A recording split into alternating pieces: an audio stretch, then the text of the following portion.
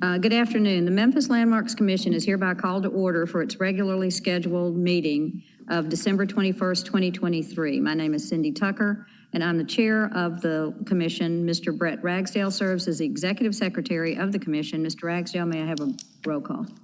Yes, Madam Chair. Ms. Cox? Here. Mr. Gill? Here. Ms. Strong? Here. Mr. Walker? Here. Mr. Winter? Here. Chair Tucker? Here. We have a quorum. Thank you. The Memphis Landmarks Commission and the local historic district provisions are established to ensure preservation of structures that are of historic value to Memphis. Our function is to preserve significant resources, enhance community pride, and foster civic beauty, and ensure compatibility within designated historic districts. The Commission is authorized to review projects and determine their appropriateness based on the design review guidelines. At this time, I would like to swear in the staff. You can stay seated. Do you swear to tell the truth, the whole truth, and nothing but the truth, so help you God? I do. Thank you. May I get a motion to approve the minutes from last month's meeting? So moved. Have a second? Second. Thank you. All in favor? Aye. Motion passes. Mr. Secretary, please provide us a secretary's report if there is one this month, and then explain the procedure for this meeting. Thank you, Madam Chair. I do not have a secretary's report, so I'll go into the procedure. The procedure for this meeting will be as follows. I will introduce each case as listed on the agenda. Copies of the agenda are found on the right podium. For each case, staff at the Division of Planning and Development will give a presentation. At the conclusion of the staff presentation, the applicant will have 5 minutes to present his or her case.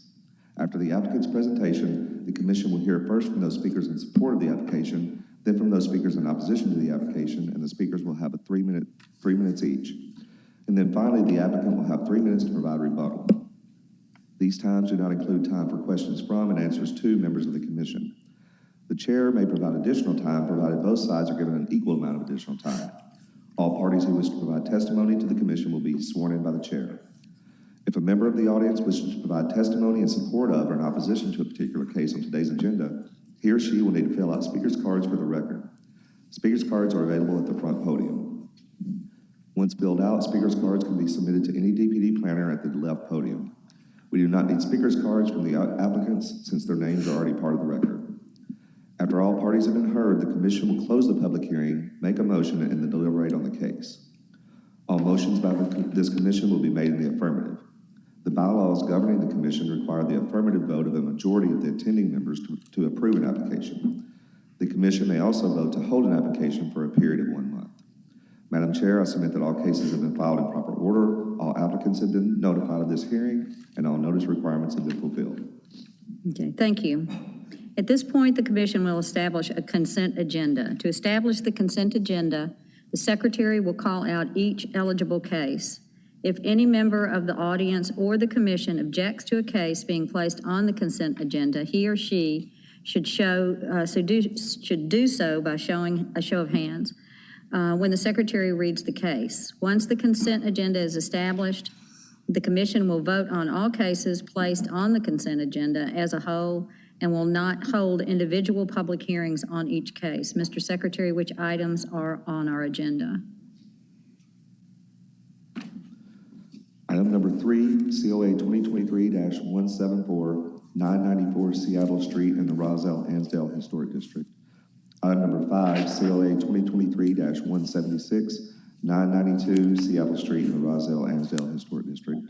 Item number 6, COA 2023-177, 986 Seattle Street in the Roselle-Ansdale Historic District. Item number 7, COA 2023-178, 988 Seattle Street in the Roselle-Ansdale Historic District. Item number 9, COA 2023-191, 322 South Cleveland Street in the Central Gardens Historic District. Item number 10, COA 2023-192, 1577 East Moreland Avenue in the Central Gardens Historic District. Item number 15, COA 2023-199, 2115 Hallwood Drive in the Valentine Evergreen Historic District. Item number 16, National Register Nomination 2023-002, 1508 Madison Avenue in Cherokee Arms Apartments. And item number 17 is a National Register nomination for 2023-003 for 290 South Lauderdale Street, and the property is West J. Crawford House.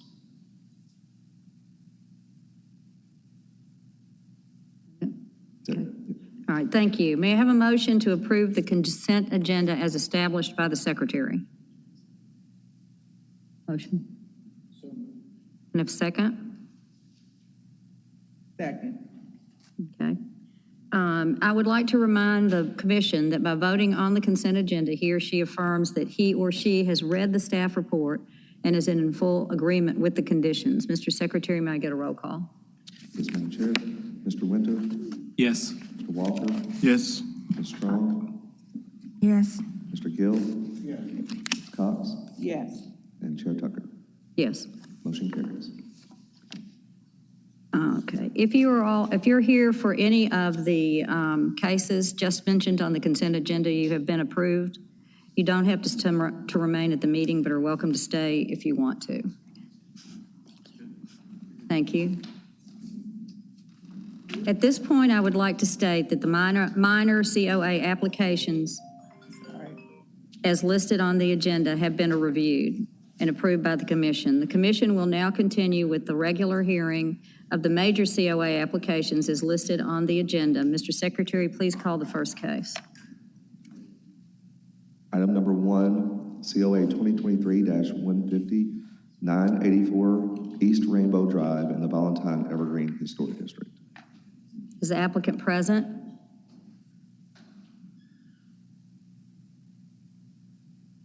And Madam Chair, we have had difficulty getting in touch with this applicant, so we weren't sure if they were going to be here. So Okay. we can roll it to the end, and again, we're going to try to see what we can do to get in touch with them. Okay. So the next case is similar. So we'll see COA 2023-170, 884 Kensington Place in the Valentine Evergreen Historic District. Is the applicant present?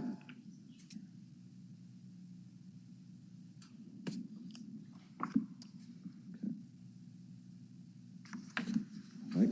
Well, we will roll that to the end, and just in case they do show up. Okay.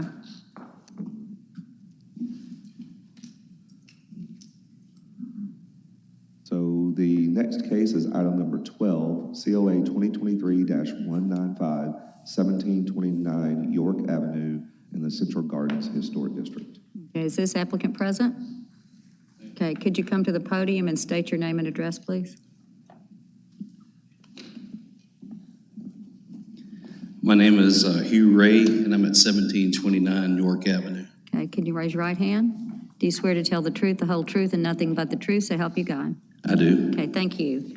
Have you had a chance to review the staff report? I have. Are you in agreement with the staff report? Well, I just wanted some clarity on a few of the items and making sure that they're okay to change.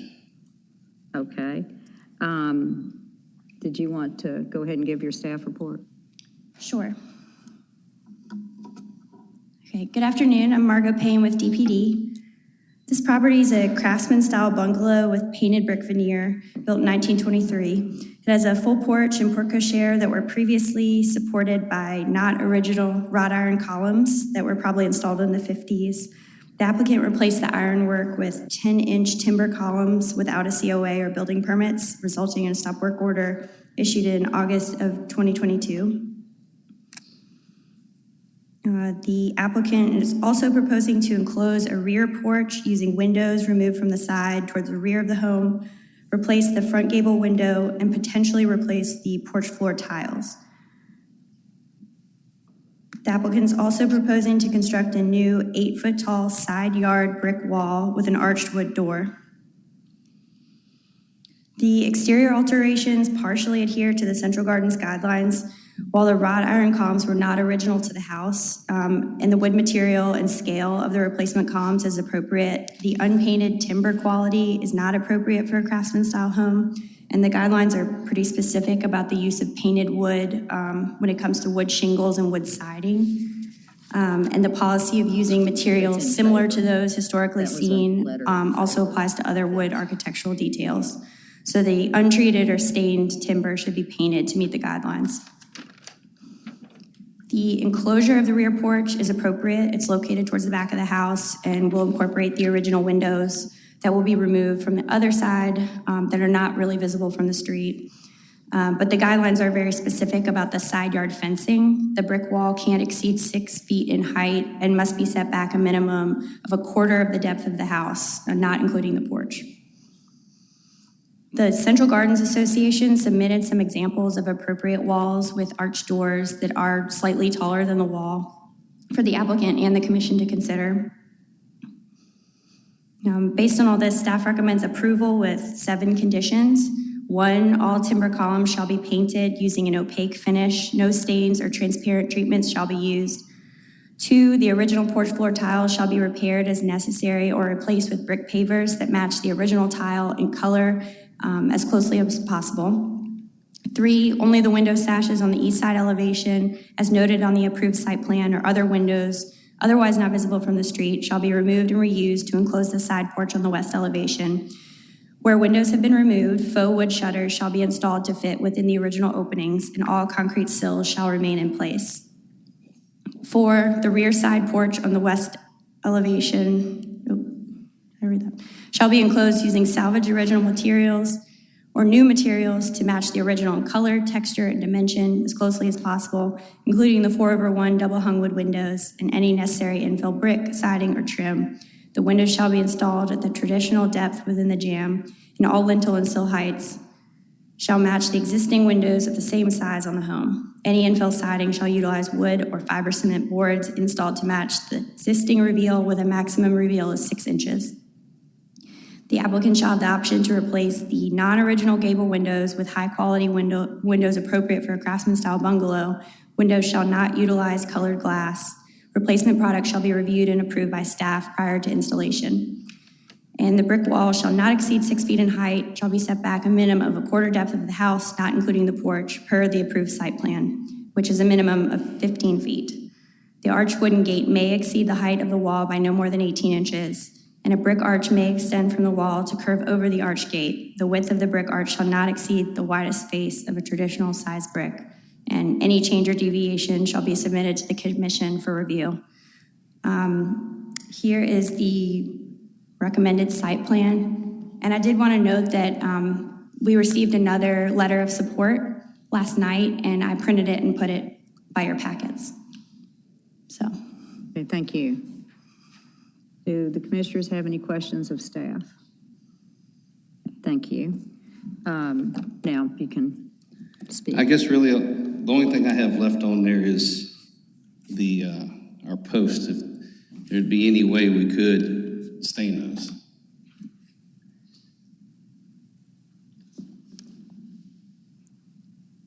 Well, I can't answer those.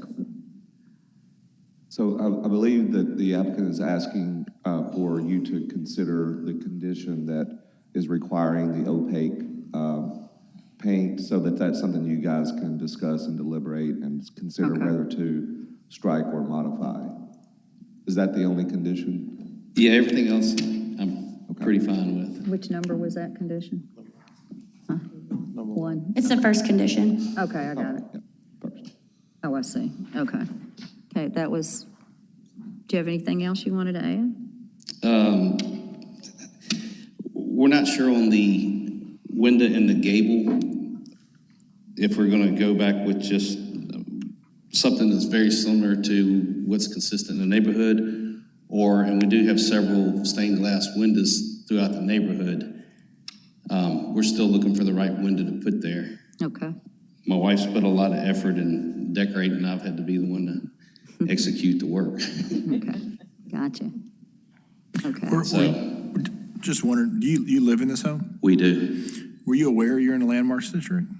I was, and that's where we're kind of on different sides here, because before we made the change with the rod iron, before we purchased the house, because it was a deal breaker, we called to verify, and we were under the impression that because it wasn't it wasn't original to the house, that we wouldn't have to get that part. So that's where literally the wrought iron was rusted out and hanging. And I've got a 9-year-old daughter, and I did not want her walking under it. I was like, I'm taking it down. I didn't know until I got the stop work order. So, but moving forward, obviously I know that now. Thank you. Thank you. Okay. I have a question for you about your request to modify the first condition. Yes. The report from the staff says that the untreated and stained timber columns currently installed are not appropriate for craftsman-style home and should be painted to meet the guidelines of the neighborhood. So I'm just curious, what is the foundation for your request to deviate from that? We'll paint them if we have to, but mainly that cedar does not. I'm a builder. Cedar does not look very. It doesn't look as good when it's painted or when it's stained. Well, when it's painted, that's why most of the times you see it stained. So anyway, I have sanded them down really good because my wife and I had actually stained them and we hated the color. So I spent I don't know how many days staining those things back off instead of just testing one of them. So anyway, but that's our main request. And even, going back with the big brick pavers or stone on the front porch, we're not sure what color scheme we're going to go with because we're waiting to kind of, A, it's winter time, and B, we're not sure what we're putting on the porch. So we want everything to flow and look good. We're trying to make enhancements to the house and to the neighborhood.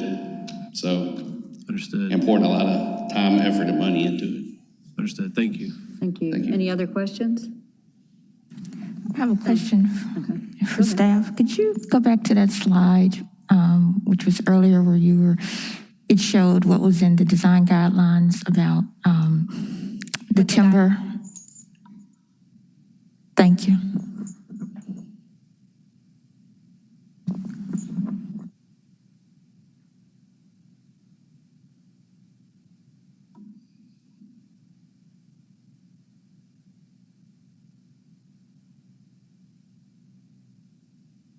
And is that page 9 of the design guidelines? I mean, of the staff report? I'm sorry, Yeah, I don't it's have it in page front of 9. me. Okay, thank you. It does look like. It's page yes, it 9. is page Okay, 9. thank you.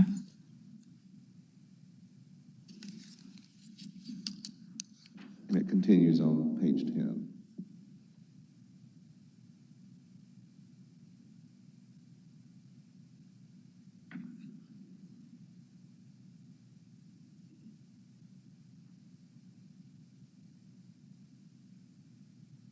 Good. Okay, no, okay, thank you. Okay, anybody else? Okay, thank you. We have a couple of people, we can sit right down, Okay.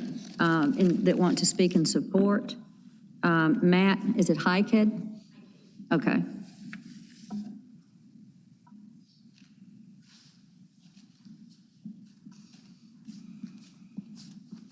Could you state your name and address, please? My name is Matt Highgate. I live at 1743 York, 2 doors down from. Okay.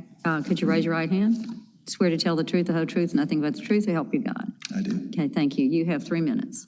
I'll make it short. I'm just here to support any work they've done. Okay. I've lived in the street now for 14 years, and he's a professional builder who's moved in the neighborhood and is investing in the neighborhood. And I feel, and many of the neighbors, though I can't officially speak for them, anecdotally have all agreed to what they've done. It's a great look to the house. We're grateful, after having looked at what had been there for years, to have a professional builder come in and invest his time and money to greatly improve the look of it.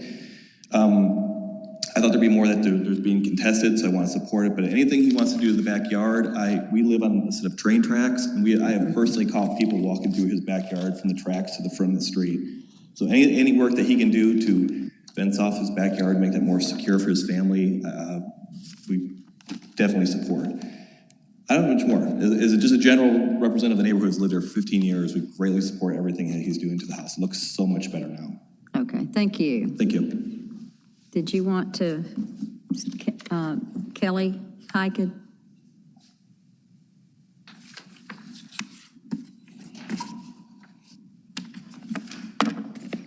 Name and address. Yes, Kelly Highgate, 1743 York Avenue, so neighbors here. Okay. You swear to tell the truth, the whole truth, and nothing but the truth, so help you God. I do. Okay, thank you. Go ahead. Just as my husband mentioned, he's actually lived on the street longer. I've been there 7 years. And when I first moved onto the street, I was actually kind of appalled at the way the house looked that we're talking about now. I never understood the wrought iron. It was it's not open. Most of all of our other porches, you can come out, you can see your neighbors, you can talk to them, and that just looked like something not appropriate for Central Gardens, particularly there for York. And I've lived in the Central Gardens area for 20 plus years now. So I just more, like my husband said, want to support the work they've done. I think it looks very engaging and opening, and we can actually talk with our neighbors when we're out walking our dogs or visiting. I know one of the things that's up is what they're going to put on the porch. Those tiles, I've had some familiarity with those in the past, and they're extremely slippery when you get on those types of things. So whatever they can do to address that, I think will be better for all of them as a family and stuff too, to point on that. And I do want to echo what my husband said. He downplayed it a bit, but it was really scary a couple of times living where we are with the train tracks fine, but it was a group of young people. He heard our dogs alerted us that they were back there, and they hightailed it over through their yard. And then a big, huge SUV pulled up, and they all got in and sped off, but it was really scary, and my husband could have been absolutely attacked. So I appreciate, again, anything they can do to make their yard safer for themselves, but also then for our broader neighborhood. So thank you. Okay, thank you. Okay. So at this time, we can stop the public hearing portion. Can I have a motion to discuss the case? I'll make a motion to approve with the staff conditions noted for discussion. Okay, is there a second? Second. Okay, thank you. Hey, guys. Is there any discussion?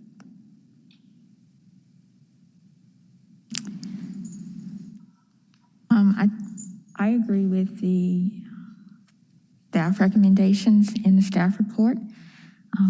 They adhere to the design guidelines. What about I understand. Would you go ahead? Were you going to address his concern about the opaque? Go ahead. Yeah. I do understand the applicant preference for staining the cedar wood.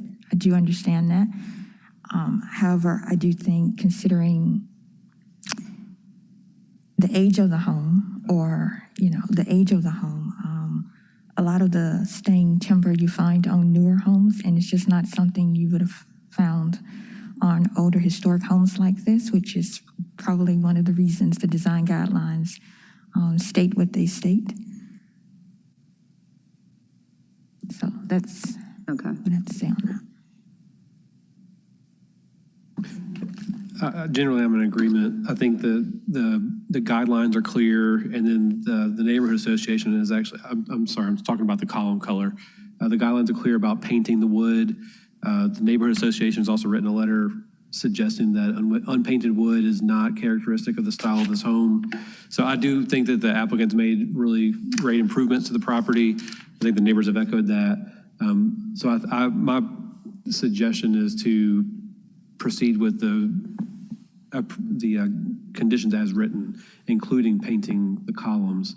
I understand the point about them being cedar, but perhaps if they were contemplated before the guidelines were read, he would have been chosen a different wood. But I do think it's appropriate to paint the wood. It frankly stands out a little bit in a historic neighborhood. Can you bring that picture back up of the front of the house?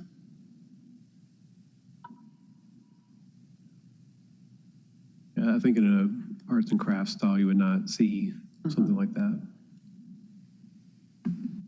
I agree with both of you Not in that neighborhood, yeah. and staff. I mean, it's, again, really nice work. It's a the big house improvement. looks fabulous. That one detail, I think, is an important one. Okay. Anything else? Okay. Call for a vote. Madam Chair. Ms. Cox? Winter, Yes. Ms. Strong, Yes. Mr. Gill, Yes. Mr. Walker, Yes. and Chair Tucker. Yes. Motion carries. Thank you, and thank you for all the work you've done in the support of your neighborhood and the neighbors supporting you. Thank you. I could call the next. Yes, item number 14, COA 2023-197, 893 North McNeil Street in the Valentine Evergreen Historic District. Okay, is the applicant present? Could you come?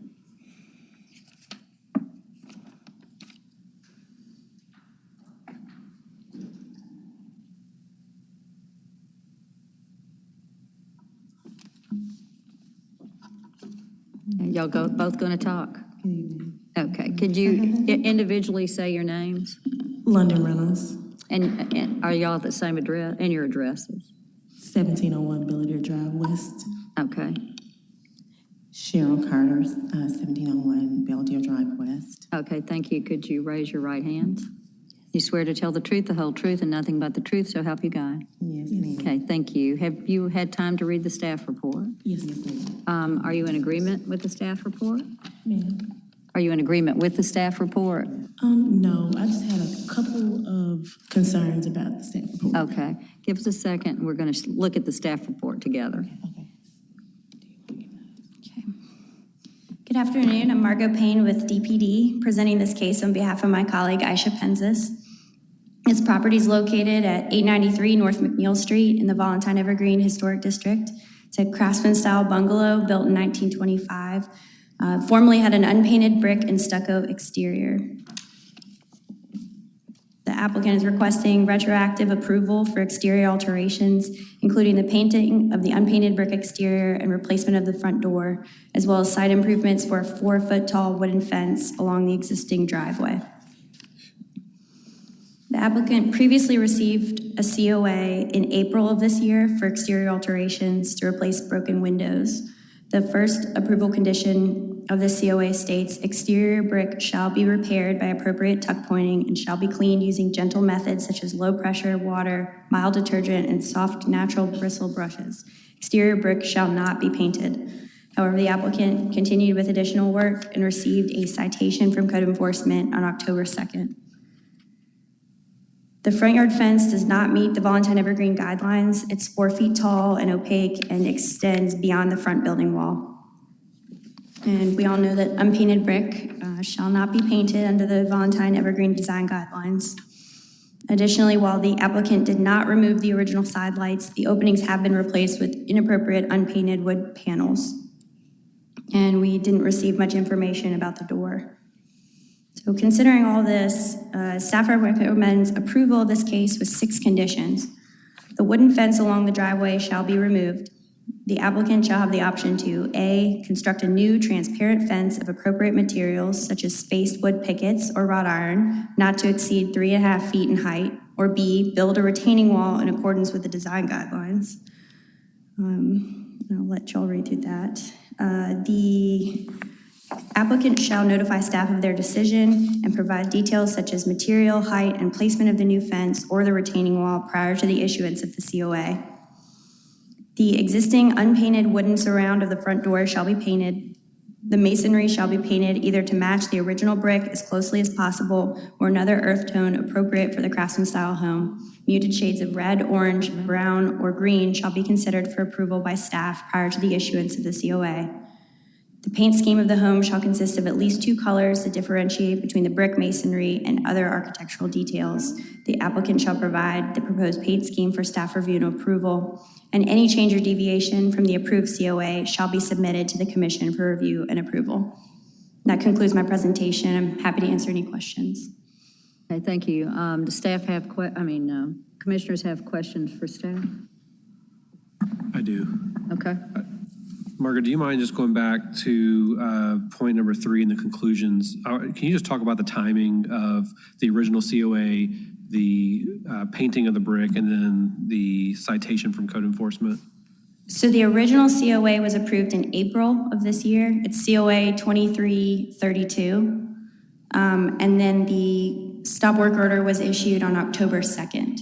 So there was information in the original COA dictating what happens with the brick, right? Yes, I believe the original application requested to paint the brick. Let me see if I don't have that in front of me, but I can pull that up. And that was denied in April. Okay, that's the important part I want to highlight. Thank you. Any other questions? And the prior application, COA application in April, it was the same applicants, correct? Yes. Okay, so they came through, filed the seat for COA, came before Landmarks, and it was approved, I think, on the consent agenda in April. And then with the conditions that you stated, you were going through the staff report, and then stop work order citation in October, and we're here back again, hearing the case. Yes. Thank you. Any other questions?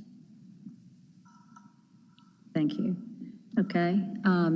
You may give your presentation. With all due respect, we'd like to say that, we certainly do follow the rules, and we have information. My daughter's going to present information here regarding when the actual COA was submitted, and actually when the house was painted.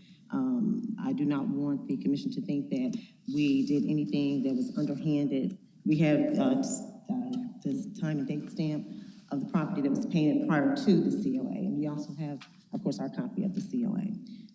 Go ahead, Linda. Yes, so the original COA, like I said, did state that, which was after the fact, that the house was painted on March 20th. As you said, the COA was given on April, and the house was already painted in March. So just wanted to clarify, like I said, that it was already painted before the COA was issued. Exactly, and at that time, we did not know. We were new to the historical district, and Mr. C, I do believe he works for the department. He had called and he had indicated that we needed to go through the COA process because the painting of the house would be something that would consider that would be under a COA. So at that time, we did initiate the process to obtain a COA for the home that was already painted.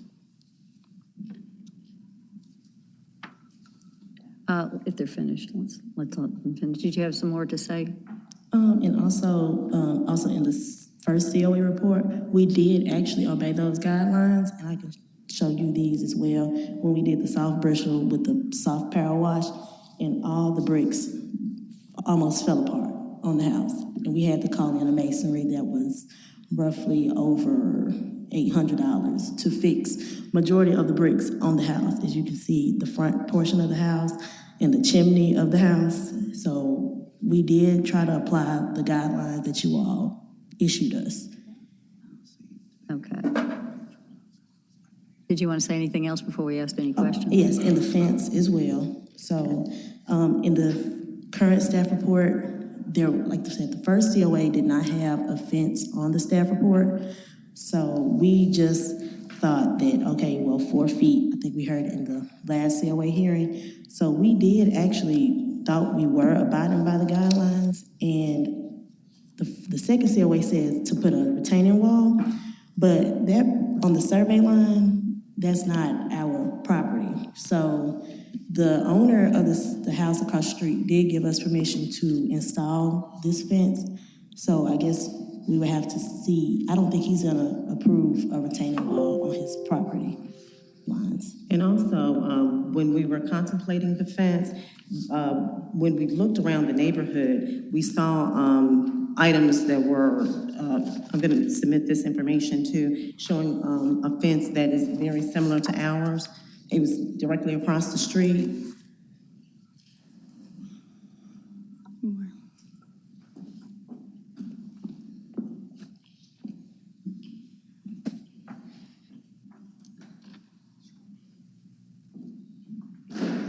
And those images on the staff report are not really valid images of the house's condition. It was very, very poor condition. And like I said, those were the original staff reports, as you can see. And by the time it was not approved, the house was already painted on March 20th before the COA was issued.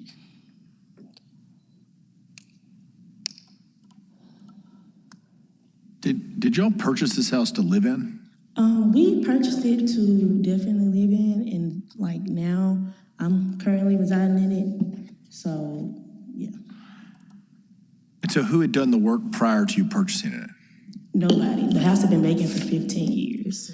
So, so y'all had a stop work order originally prior to April for work that y'all had performed. Then you were directed to do certain things. You then you did some of them, you didn't do other ones, and then you received another stop work order. No, we had one stop work order that was in October. We never received. But isn't this the second retroactive case? No. Okay. The first one was originally a COA. So we were applying for a COA when we found out we had to apply. And we weren't compliant with that. What month did you apply for the original COA? What month did you apply for the original COA? We bought the house in February, so roughly around the mid to end of March. I don't know the particular dates. Okay.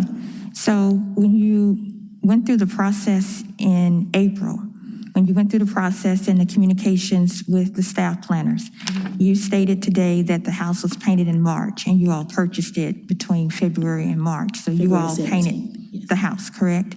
So at no point when you were in communication with the staff planners in April, March and April, or, you know, when it was approved and everything and you saw the conditions and it said the exterior brick should not be painted, at no point did you say the house is already painted?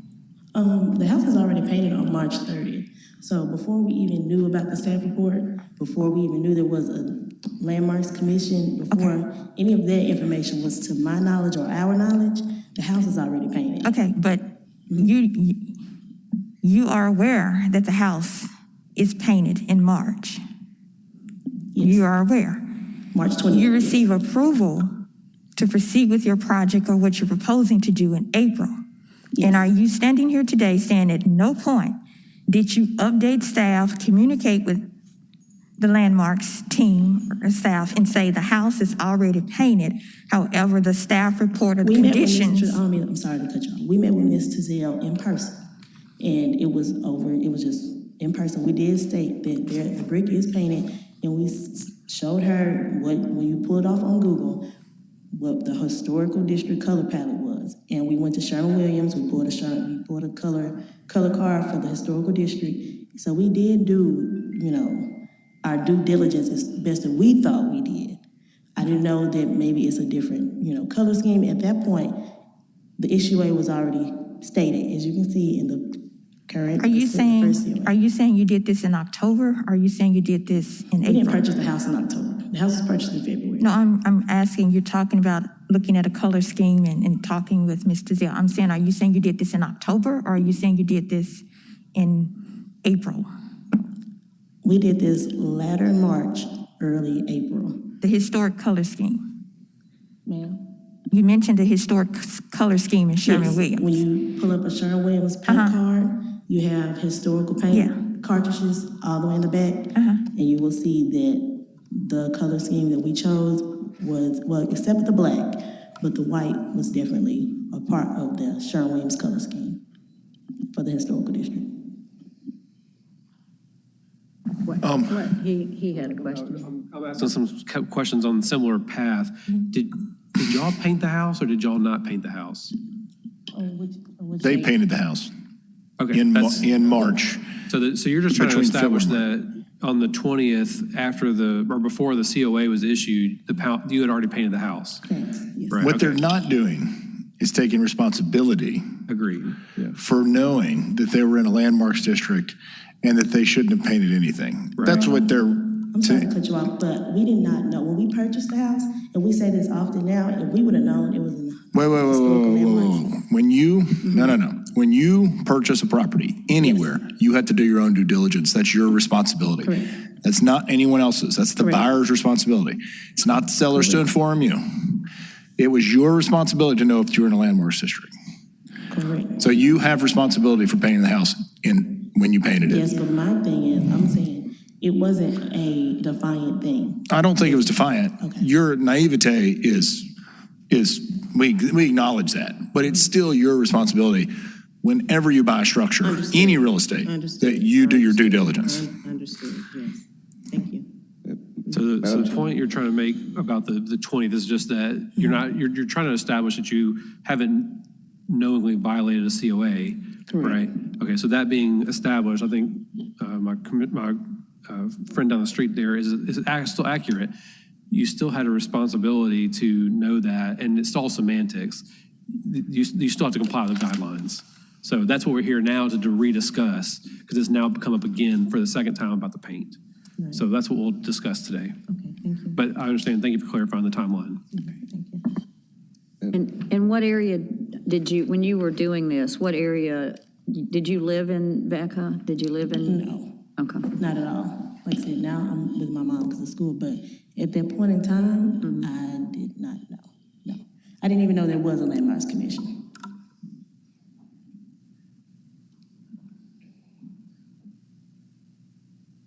Are there any other questions? So you stated that after it was approved in April, you still went back and did the pressure, the gentle methods of the pressure wash water, and the had to do the tuck pointing and everything. Correct. After it was painted. Correct. And when it turned out like it did you then contact Landmarks and say, I've done this and this is the result, or this is the outcome, this is how it turned out? Because it says, any change or deviation.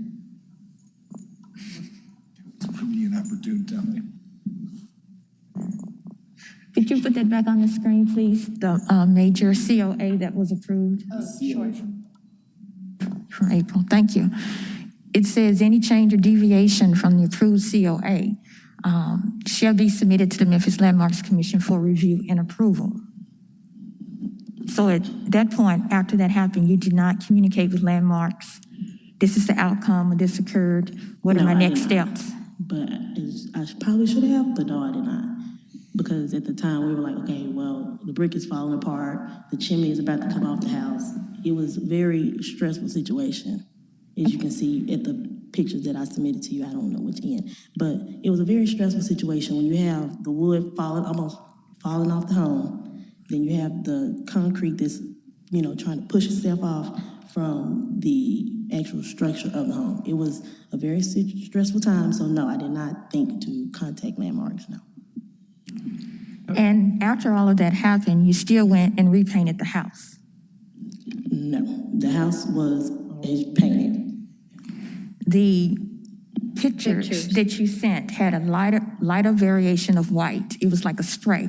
This has several colors of white paint. The house was painted March 20th. It was all painted in a span of 2 days, March 20th through March 21st or 22nd. However, when you purchased the house, it was unpainted, correct? When we purchased the house, it was unpainted. Exactly. And dilapidated. Yeah. Right, unpainted, and you came and painted it. And so when you went through Landmarks, it was this, when you get through, I'll hold it up so she can see that. Can you just turn it? This is what you submitted. Oh, this is what you submitted. Yeah, and I'm also going to submit This two is more how. pictures. This is how you said it looked. These two pictures are just of how the date on here is March 20th. Right. That's how it looked March 20th, after she went through everything with being approved in April.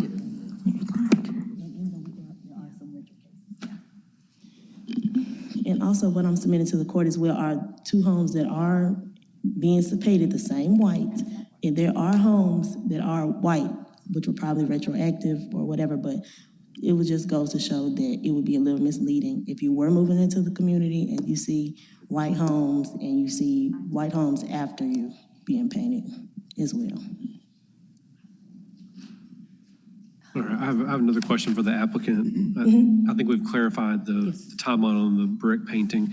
I want to ask about the fence. So the staff recommendation for the current COA report says the wooden fence along the driveway shall be removed. Are you okay with that or no?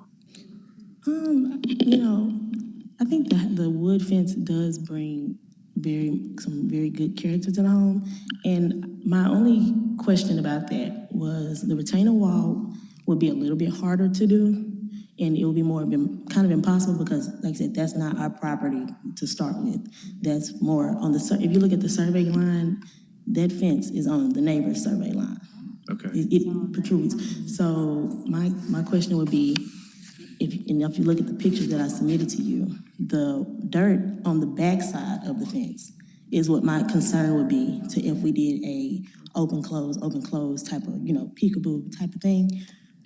How would the dirt from the neighbor's yard, how would that, And may I say that it's clearly at a higher elevation, and like I said, the house being vacant for 15 years, there was about maybe 6 inches of dirt.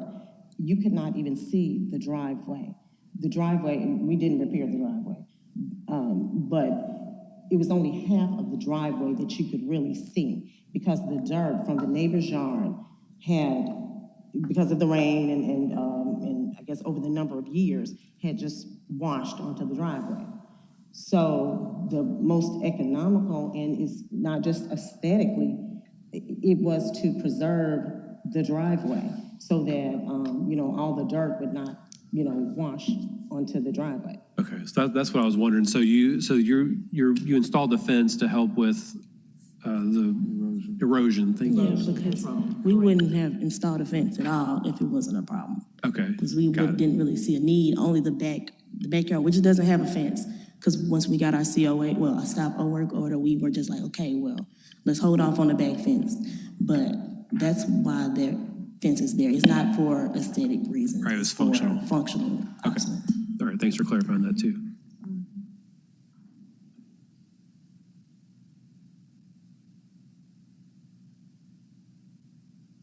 Okay, there are any other questions from the commissioners? I just got one. This picture right here, that's when you guys did the wash? Is that what you're saying? We did a soft pressure wash, and then we had to resort to the kind of the brush, and it was still, because I guess the brush was a little dense or hard, it was still crumbling, I guess. That looks like. This looks like a paint. first, yeah. Well, it was painted here, Okay. but the wood wasn't painted when you did the pressure wash, right? When we did the pressure wash, we had already there was per paint, so pre-paint of the house. You can't paint a house before you pressure wash it or soft brush wash it or whatever you want to call it. So that was before the bricks were painted, if that was your question. Yep, that was my question. Here you go. Thank you. Any more questions? You have a question? Just one.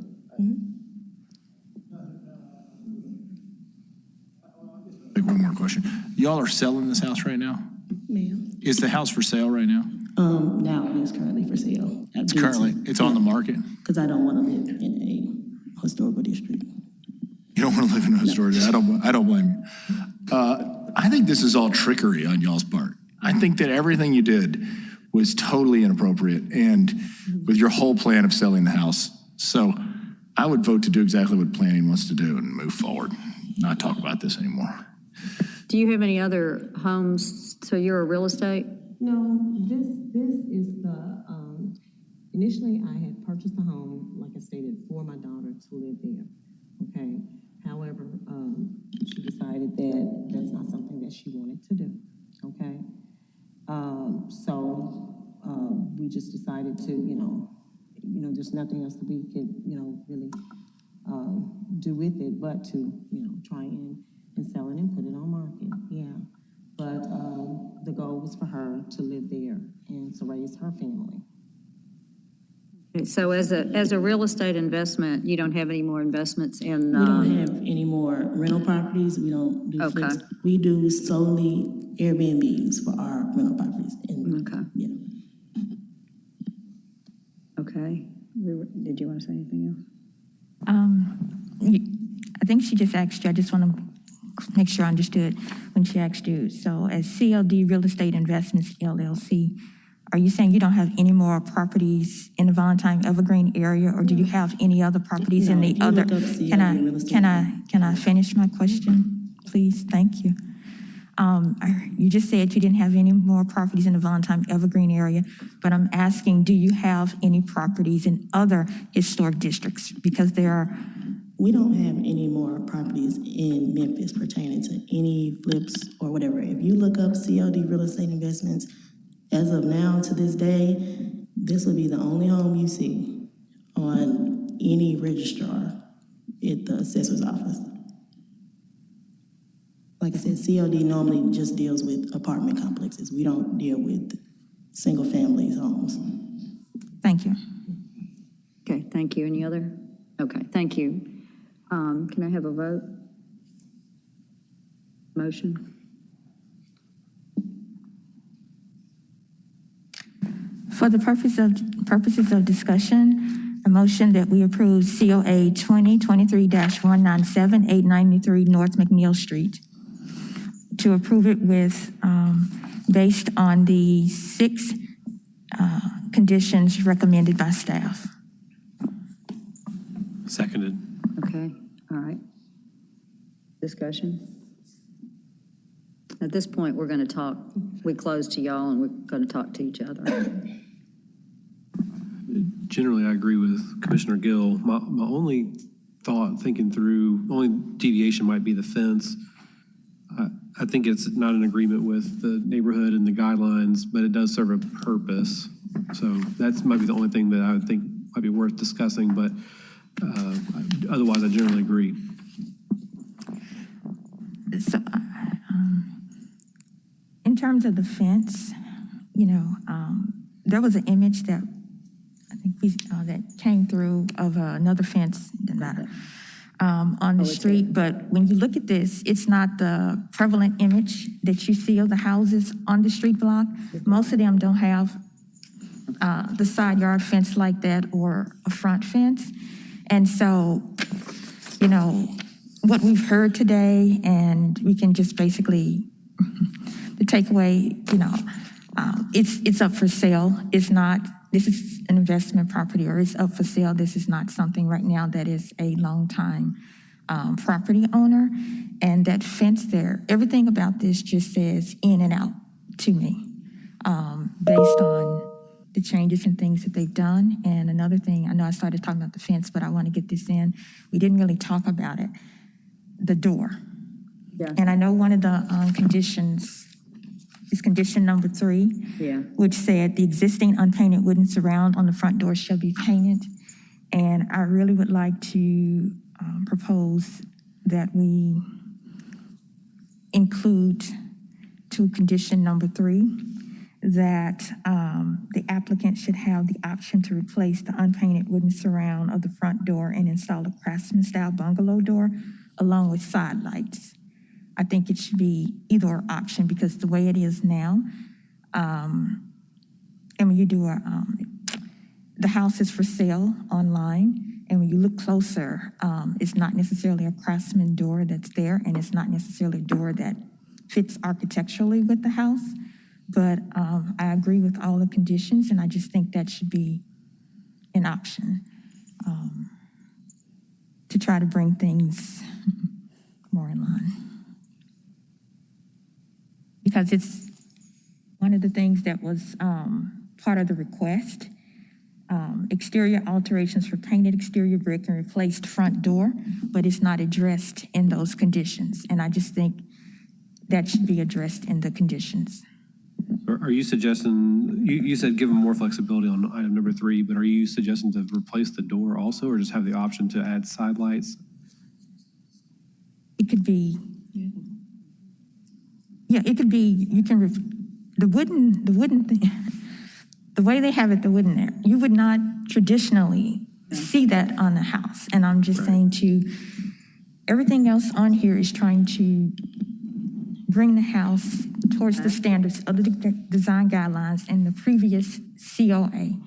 And I'm just saying that as part of the request, because the front door was in the project or as the request, the option of side lights, if they go with the craftsman door or side lights, we'll sort of bring it in line or address something that was not addressed in the staff conditions. Sure, yeah, I don't disagree with So that. that's all, it's just an option. I just feel like the fence, I hear them saying drainage or, not drainage, erosion.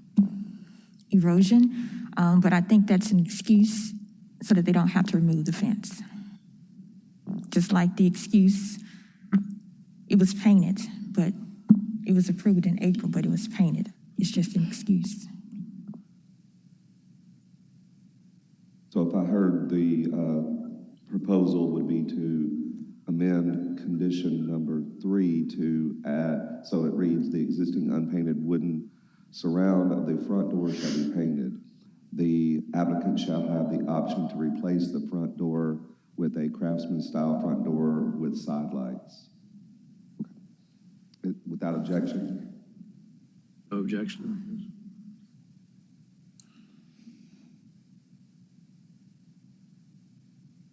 So, could I ask staff a real quick question? I know we're talking amongst ourselves, but if it's up for sale, now this is just, they sell it, does it become the burden of the people that Yes. get it to do what they have to come in front of us and? Yes, it should follow the property. Okay. Yeah, so that means that they're gonna, I put that. I'm asking would that be disclosed to the future homeowner? It should be. My understanding is when you do title insurance, well, maybe I shouldn't say this on the record. My understanding is those things should pop up, but I don't know, Yeah, I mean, it should be, I think we can look for ways, with single-family residences, it's a little more difficult for us to. But When you purchase a home in a historic district, now maybe Central Gardens because it's so old, but since this is a new one, will it show up that it is a historic district?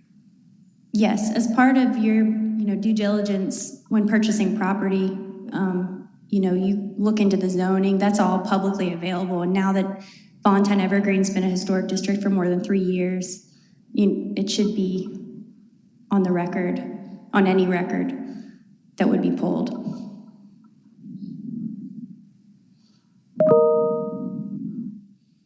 You're not close. Okay. otherwise, I think I have no other comments. I think we should, Go ahead. yep. Yeah. Go ahead. For a vote? Yep. Mr. Gill? Yes. Ms. Cox? Yes. Mr. Winter? Yes. Ms. Strong? Yes. Mr. Walker? Yes. And Chair Tucker? Yes. Motion carries. Okay, thank you. Okay, are there any other, I don't think any other person came. Thank y'all. Okay. Oh, and just one last question. When you say, okay, there it is. For item 2, it says a transparent fence of appropriate materials such as space wood pickets or, what are space wood pickets? Can you? Like, I think what we You can can do, we talk can help you with those questions. Okay. Yeah. All right, thank you. Okay, thank you. But that also means if they remove it, they're not required to put a fence back, right? You can just No. leave it without the fence. no, it's just an option. Right. So if you remove the fence because you don't find fences, side yard fences on the street block to begin with. If I just may add, removing the fence, as we indicated before. No, I think this will be better if we, I appreciate Talk it. I think to- we can talk offline here and, because